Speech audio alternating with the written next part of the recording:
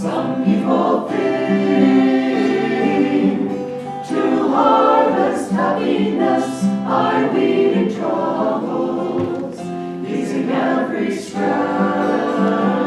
The trouble is that troubles never end. Get rid of one, and you face its friend. And you face its friend.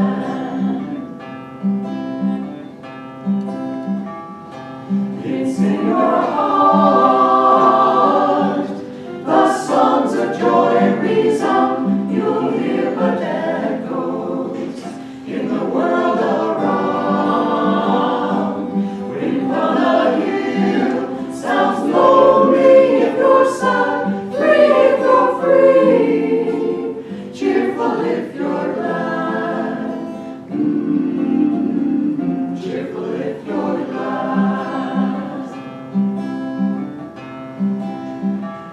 Friends, come with me. We'll chant of battles won, shots not of anger. Joy will be our dawn. Before the light, the veils of sorrow rend. In inner freedom, all delusions end. All delusions end.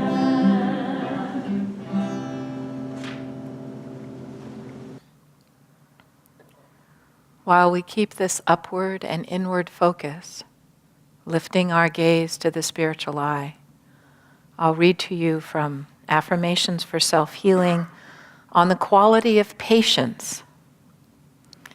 Patience, it has been well said, is the shortest path to God.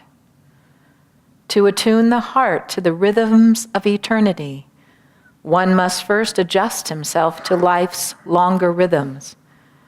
He should not allow his mind to become absorbed in concentration on the little ripples at the surface of the sea. Patience means also adjusting to whatever is in life, rather than wishing it were something else. Patience is a prerequisite for every type of success, for it is when we work with things as they are that we can change them to whatever we might like them to be. I'll read the affirmation through once, and then we'll do it together. I am neither the ripples at the surface of the sea, nor yet the crashing waves.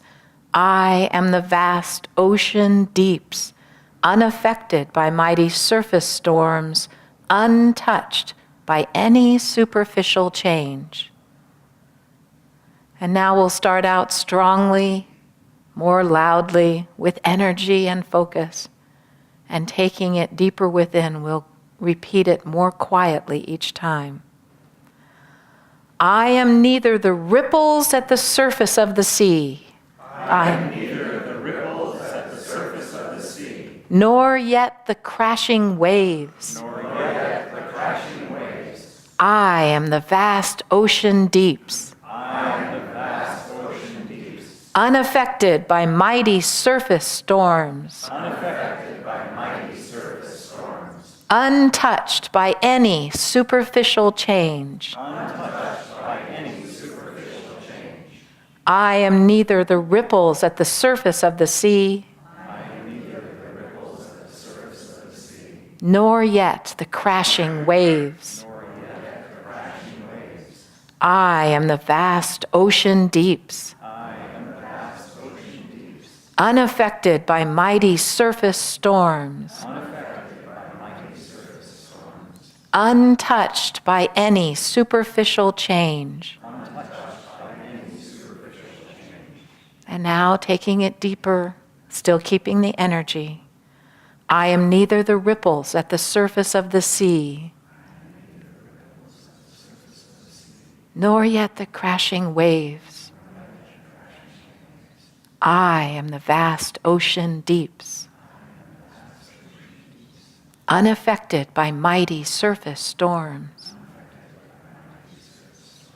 untouched by any superficial change. Now in a whisper, I am neither the ripples at the surface of the sea, nor yet the crashing waves. I am the vast ocean deeps, unaffected by mighty surface storms, untouched by any superficial change. And now, as I say it again out loud, you repeat it to yourself inwardly, silently, even keeping your lips calm and still, just taking it into an inward consciousness, lifting it up to the superconsciousness at the spiritual eye. I am neither the ripples at the surface of the sea, nor yet the crashing waves. I am the vast ocean deeps, unaffected by mighty surface storms, untouched by any superficial change. I am neither the ripples at the surface of the sea, nor yet the crashing waves. I am the vast ocean deeps, unaffected by mighty surface storms, untouched by any superficial change. And our prayer, long I have called thee, Lord, but thou hast not answered me. Ah, but for long eons dost thou endure my fickleness. In this life, Lord, and if need be, through eternity, I will keep calling thee. Om, peace. Amen. We'll have our reading. Good morning. Our readings are taken from Rays of the One Light, the weekly commentaries on the Bible and Bhagavad Gita by Swami Kriyananda. And this week, deeds versus intentions. Truth is one and eternal.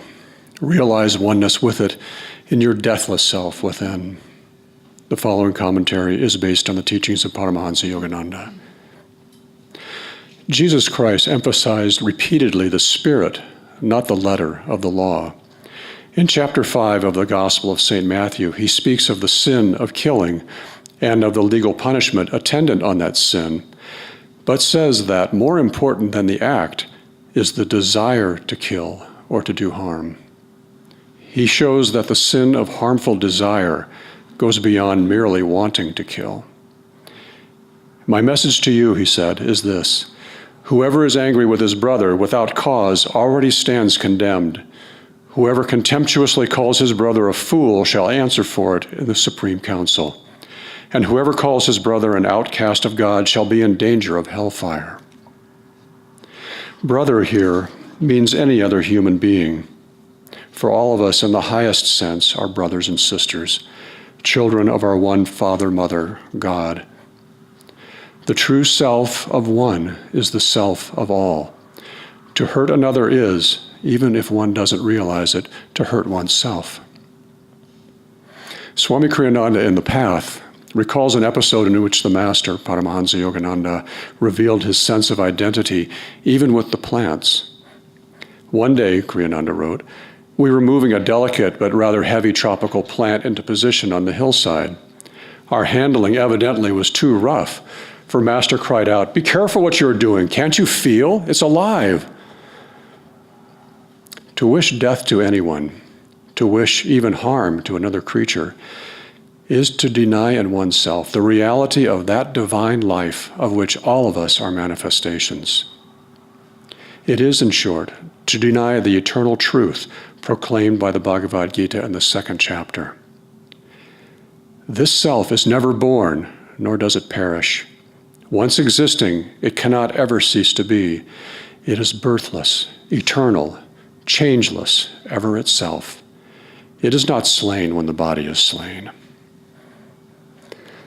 Thus, through Holy Scripture, God has spoken to mankind. Om, Om, Om.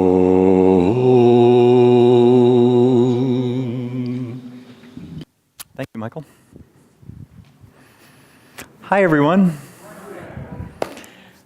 I'm Dambara. This is Lorna. We have Hanuman and Surendra assisting today. Who are you? That's my question. According to what Michael just said, the very last thing about Krishna, talking about who we really are, is not, help me, Michael, not slain by, well, is not slain, not burned by fire, not, there's a longer reading that says all the things that we're not in our true self. But I don't know about you, when I think about me, I think, well, if somebody slays me, I'm gone, or burns me by fire. Okay, I can picture that I'm out of here from that. Water, drowned by water, all that sort of stuff. But wait a minute, Krishna is saying, no, that's not who you are. So I want to know, who are you? Who do you identify with most of the time? Is it your personality? Your thoughts? Your fears? Your aspirations? Your feelings? Which of those? Things associated with your senses, our bodies are just, that the definition of ego that Yogananda gave us is the soul identified with the body. So we're told often that who we really are is the soul, the infinite spirit, that which does not die. But that's not the body. The body is just kind of a temporary relay station that we have, just sort of a jumping off point. When we do our Festival of Light reading in a little while, we'll talk about the little bird that goes out into the world. So that's kind of like our jumping off spot, the fledgling bird. We're jumping out of the nest. But when we identify with that, that's when we get into trouble. So the whole trick of the spiritual path, the whole point of meditation, is to help us expand our identity from this temporary jumping off point of the body and the personality and its thoughts and fears and feelings and all that. That's just like a point of expression that God uses to look out. But what we really are is the consciousness that's shining through us. I've been rereading the book The Yugas by Purushottama Selby and our own Vyasa Steinmetz. And it's just fascinating. Most of you know about the concept of the Yugas. I'm not going to give a class on it now, but it has to do with the cycles of time and consciousness that our planet and solar system goes through. There's reasons for all that. But the main point here is that we go in cycles of thousands of years from consciousness that has to do with kind of the farthest away from our identity with spirit to as close as we can get as a planet to our identity with spirit. We kind of go through these cycles of that. Technically in Sanskrit they're called Kali Yuga, Yuga meaning a cycle of time, an epoch of time. Kali Yuga, Dwapara Yuga, Treta Yuga, Satya Yuga. And I was thinking recently that another way of looking at it is kind of Kali Yuga is sort of clueless. The clueless state. We don't really know what it's all about. We just sort of think, okay, this must be it. This is all I see. I'm separate from you. I better get mine while I can. Life is short. That's how, can you imagine? Well, we were there just not too long ago because Kali Yuga happened only just a few thousand years ago. And then we go into Dwapara Yuga, which is kind of like the beginning to have a clue sort of phase of life, where you realize, oh, wait a minute, it's not just stuff. There's more to it behind. There's like Einstein coming along and saying, well, really now it's not just matter, it's energy behind matter. That's what it's really all about. And we're sort of beginning to have a clue that, that's kind of what it's about. Okay, and then you move into Treta Yuga, which is where you're pretty tuned in, to what it's about. You realize behind energy is consciousness, it's thought. And so in that time, people are able to control things with their thoughts. They have power with their thoughts. They're able to tune into what other people's thoughts are. And in a way we can kind of remember that's where we used to be, because these things are cycles. They go up, they come down. They go up, they come down. And the seasons, just like the seasons do. So unlike the image we have of just a linear history where it's cavemen and women back at the beginning, and now it's us at the pinnacle. In fact, well, it's a little scary to think of it that way, but in fact, the masters tell us that no, it goes in cycles of more enlightened, less enlightened, more enlightened, less enlightened. And where we are, for those of you new to this, is we're coming up out of the least enlightened and we're getting into the beginning of that second phase, Dwapara Yuga. So we're beginning to have a clue. But now the good news is that we're not all stuck with where that general planetary reality is. Even in the very bottom part, Jesus, for example, came just at the very bottom, just before the very bottom. So it was bad and getting worse. And that's where he came. And he was an enlightened master. And enlightened masters and great souls and us, if we remember our true selves, can remember our true selves in any period of time. It's just that it's a little more challenging sometimes. But the other thing is, if you subscribe to the idea of reincarnation, which is that we're not just limited to one life, just like, the seasons. We have so I ask you again, who are you? Are you the consciousness that flows through you, like that song we sang, What is this life? Flowing through my veins, who am I really? What is this consciousness flowing through my brain? What is this power flowing through my will? What is this energy flowing through my form? What is this life flowing through my veins? Can it be other than divine? That's when we begin to awaken to what the spiritual path is, realizing that we're more than just this form. Who am I really? So we begin to see other people that seem to be happy, that seem to have a clue. That no matter what happens, they're not fazed by it. They're not just swinging on these waves of emotion, and just joy and sorrow and ecstasy and pain, suffering, that they're kind of calm and even-minded, more or less. It's kind of like, okay, well, whatever happens, I can sort of surf with it, like a surfer on the waves. I'm not upset by what's going on. Things can seem upsetting sometimes, depending. You look at the headlines, if you look at the headlines or TV or whatever, and you can get a little shaken sometimes, thinking the world is just going a little crazy. But when you step back from it, and when you meditate, when you learn how to meditate and practice that regularly, morning, evening is best, then you begin to remember, who am I? I'm not the crashing waves, I'm not the ripples on the surface. I am the consciousness behind that. I am the ocean deeps. And these things can manifest just because that's what a good show is. You can't just have, you can have infinite bliss and nothing else, but we're not used to that. We're kind of stuck in identity, the ego, the soul identified with the body. We sort of go back and forth. A lot of our consciousness is identified with the passing waves, with the show, the changes that happen. And we kind of like that, truth be told. We sort of don't like to just sort of remain in conscious bliss. Well, if we really did, we would like it. But the little taste we have, sometimes it scares us. We think, what would I do without my identity, without my show, without all the things that I've spent all these years trying to attach myself to?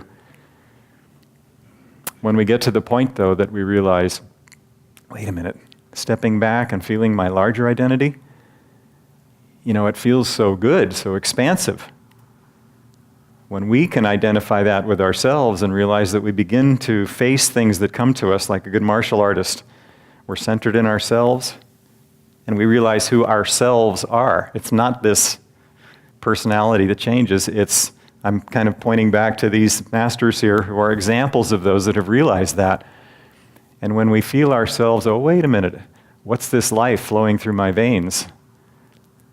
Could it be other than divine? We begin to relax all our personal attachments, let the divine flow through us. There's a saying in the Bible where when Jesus is being baptized by John the Baptist, John is saying, I must decrease that he might increase.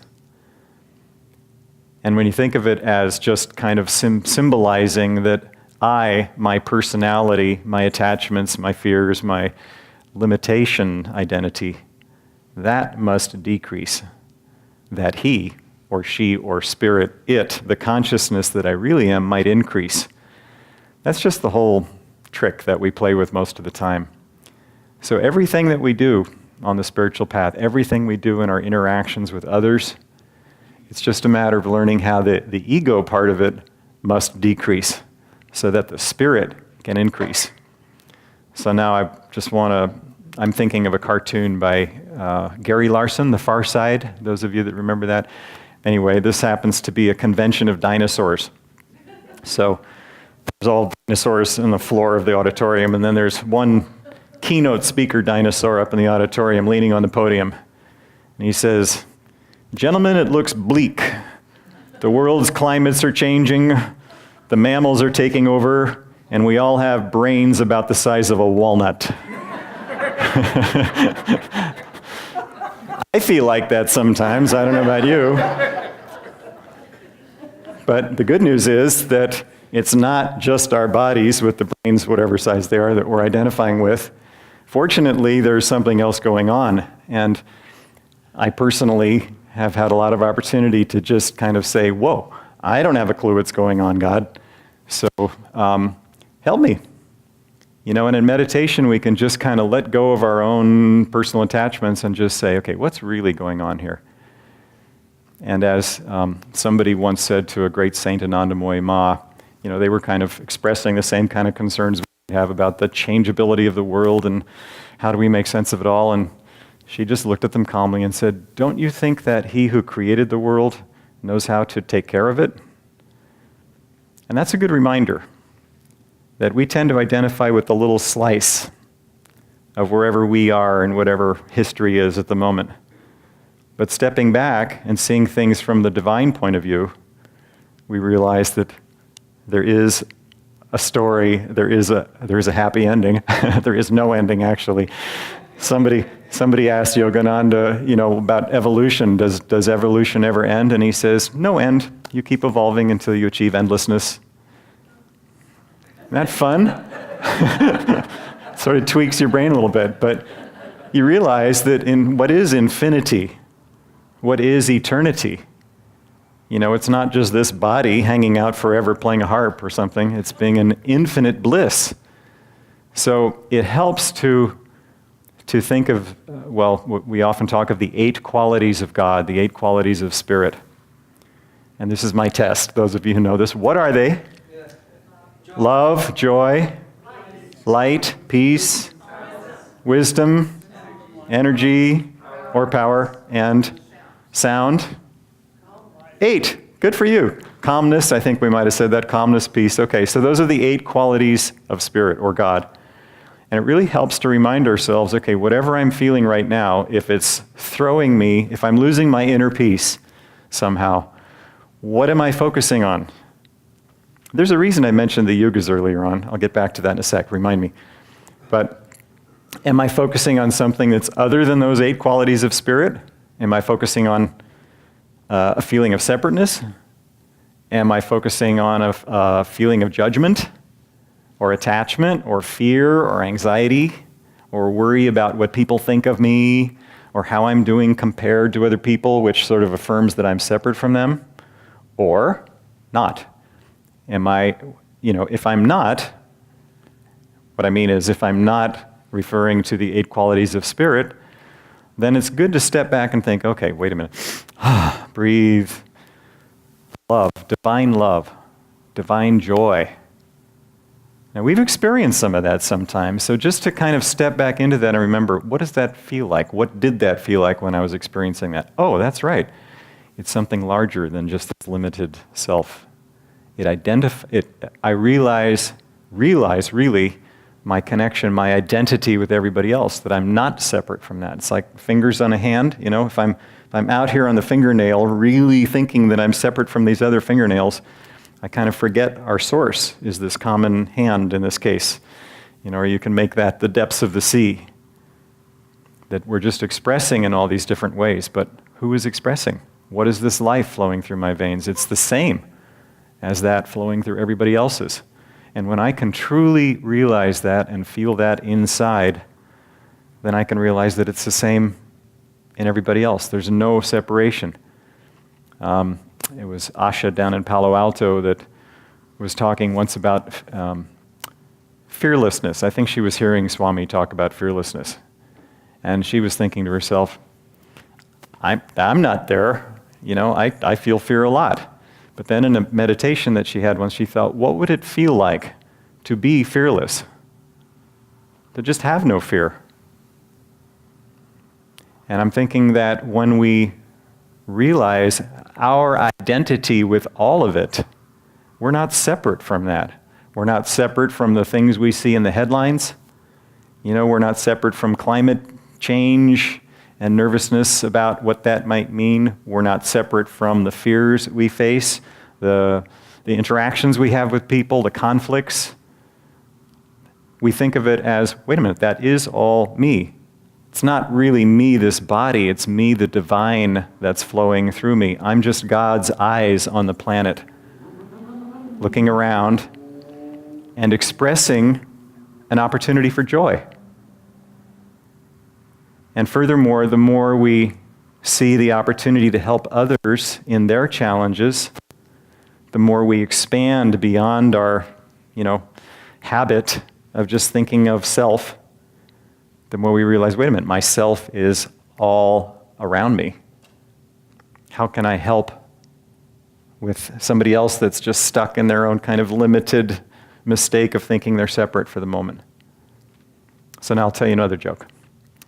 So a mother is serving pancakes to her two young boys, Ryan, who's 5, and Kevin, who's 3. And so as she's fixing them, she realizes that the boys are arguing about who's going to get the first pancake. And she thinks, okay, this is an opportunity for a spiritual lesson.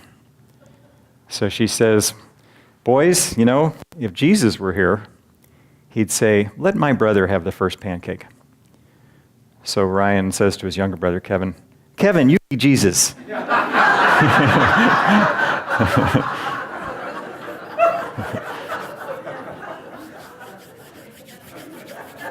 So it's okay to be like that sometimes and just realize, okay, I know I'm hearing all this stuff about what I should be in my best self, but then it's also spiritual to just be practical about where we really are. And just say sometimes to God, you know what, that would be really great if I were up there, but I'm just not yet. I'm just who I am. I'm just the fledgling bird that's just hopped out of the nest, how to figure it all out. But that's all right. Because if you're a child saying that to a parent, I don't understand it all. I'm only 3. The parent understands that and says, yes, you are, and I love you completely, unconditionally. And you're not separate. And we all are around you, supporting you.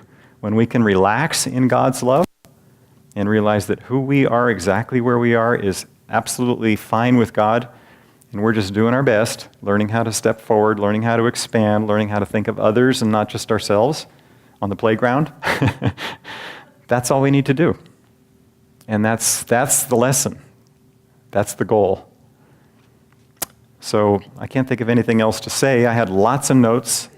Yugas, thank you. Good, yeah. So Yugas. And then we get to Satya Yuga, which is, identifying with the divine, really. And so in our lives, we have an opportunity to just sort of see where we're at any moment. Am I clueless here, where I'm just totally identifying with separateness and reality as the only thing, and I have no clue about energy or consciousness or divinity? Or do I have a little glimmer of truth, where I'm thinking, oh, wait a minute, okay, so the energy that I put out actually can make a difference here. What quality of energy am I bringing to this? And that, as a planet, that's kind of where we are right now. We're talking about kind of what's the energy between people, or what's, cash flow. It's kind of like we're learning about that. And then in a higher age, if I want to go even higher, it's okay, what consciousness can I bring to this? What qualities of God? That's where that comes in. And then when we're really in the zone, that's when There is no separateness. It's just God flowing through us. What I had thought about is somehow I was getting into the idea of a hologram. Okay, so I'm not an expert on this, but you know how a hologram is a two-dimensional, negative image, for example. Not negative bad, but negative, anyway, a two-dimensional image. You shine light through it, and is it laser light or any light? I'm not sure, but anyway, you shine it through it and it turns into a 3D image. But in this other great book, the guy that co-wrote the Yugas, Purushottama, he wrote another book called The Physics of God, which if we're lucky we have out there in the shelf. And it's also fascinating, and it talks about this stuff. The point is that whatever we shine light into in our lives, that becomes real for us. Whatever we focus on, whatever we concentrate on, that takes on dimension and seems real. And I've had this experience lately where when we withdraw that energy, then things seem like kind of a dream, kind of like a memory. Something that seemed so real a minute ago because we were giving it energy. When we withdraw that energy and focus it on something else, that just seems kind of dreamlike. And we say, how did I ever take that so seriously? And imagine what the spiritual masters are like, coming with us, and they see things and they see the whole picture. God expressing through all of it, no separation, past, present, future, the same, no difference. Time is an illusion, space is an illusion. It's all a dream of God.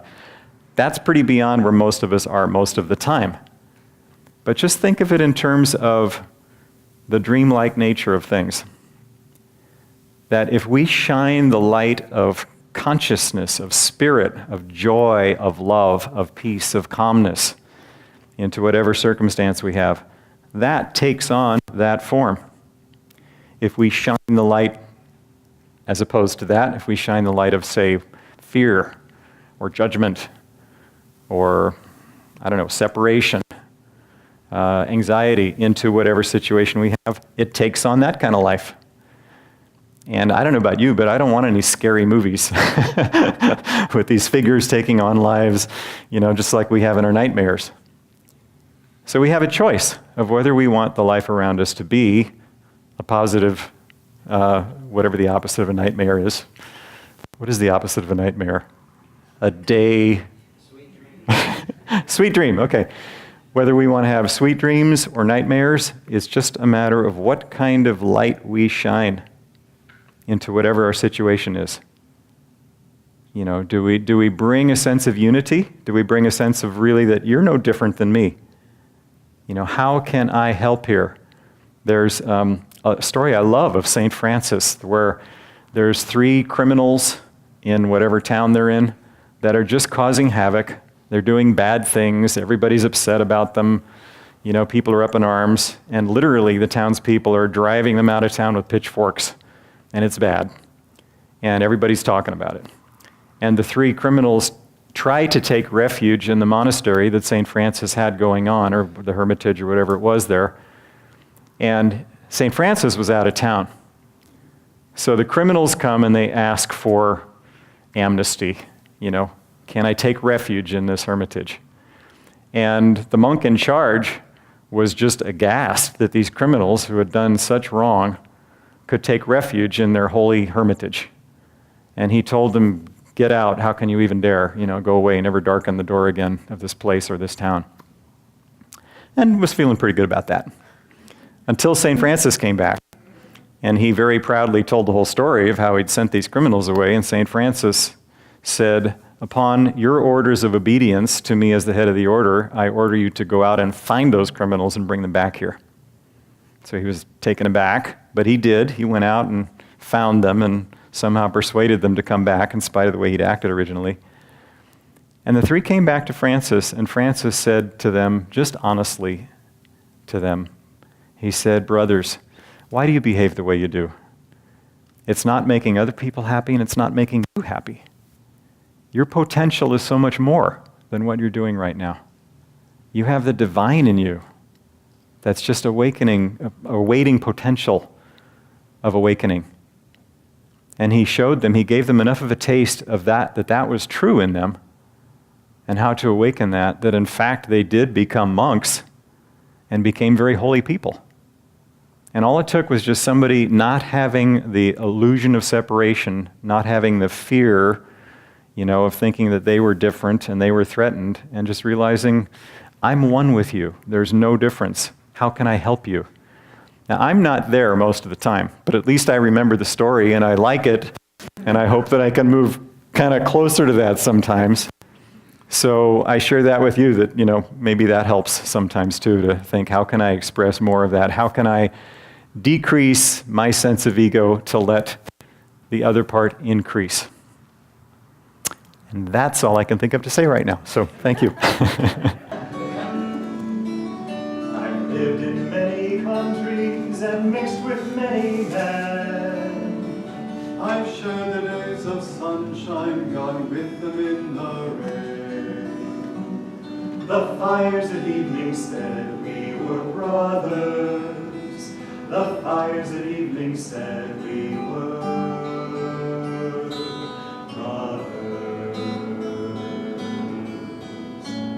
A soldier I saw weeping beside a dying friend. My officers had said I must hate him till the end. But seeing his grief I knew we were brothers. But seeing his grief I knew we were brothers. A man sat on a doorstep to see the children play. The gentle way he smiled there would charm your fears away. A stranger he, but love made us brothers. A stranger he, but love made us brothers. One day I climbed a mountain with friends of other lands. The words we used were different, but joy one understands. Our gladness in God's world made us brothers. Our gladness in God's world made us brothers. Though words and customs vary like waves upon the sea, one life beneath the surface finds everyone to me. Who knows the truth knows all men as brothers. Who knows the truth knows all men as brothers. Then, brothers, why endeavor to set ourselves apart? The fences we've been building squeeze tight upon our hearts. Come sing the truth that all